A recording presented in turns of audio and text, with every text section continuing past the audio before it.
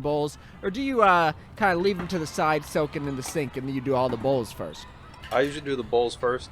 It takes up a lot less time, and then usually at the end you can just kind of focus on doing the small things first.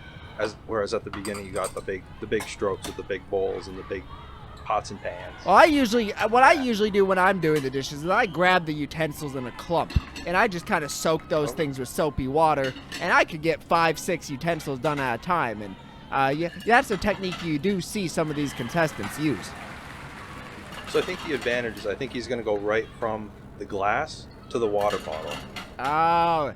You see, he's going to save himself a couple seconds from switching from a sponge to the scrubbing stick. Yeah. He's just going to go right from it and use both of them. See, that makes sense to me. Yeah, where people lose their time is the change, switching from sponge to scrubbing it, to steel wool to, and oh my God. That's what I've been saying. Years of announcing this, that's what I've been saying is you lose the most time with the changes. If you just stick with one implement or two implements, you're going to be fine. But if you have all 5 of them and you don't need all 5, you can just use 1 or 2. Evan, can I hear you say What's jambalaya? That? We got a jambalaya. Well, what you have? Well, the pot that Michael is about to clean here, it got some burnt jambalaya, god dang in it. Oh. And it looks like Michael's gonna have to scrub this extra hard. He should have had this soaking the whole time, because leaving this to last was a fool's mistake. Yep. Now, remind me again on the regulation. How many dishes can you have soaking at a time? 5. 5, yes. So it is 5. It used to be 3.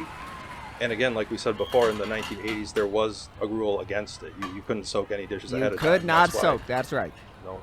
That's why this competition used to take hours, and now it only takes a couple minutes or seconds even. Wait, what are they doing? What are they all doing? They're pulling Michael off. Oh. Uh-oh. Can we get... Oh, the referee, he's looking.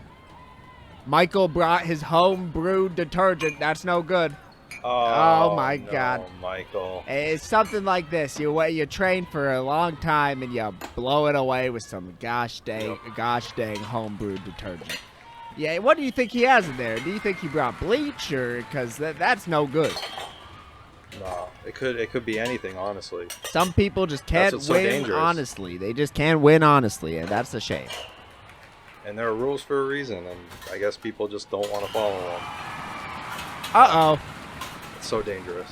Tennessee's mom is yelling at him for not doing the dishes fast enough. Do you think this is going to set him back? I think it will. I think a lot of times when we've seen this happen in the past, usually they end up putting the dishes down and having to yell back at the mom. It's a really common occurrence.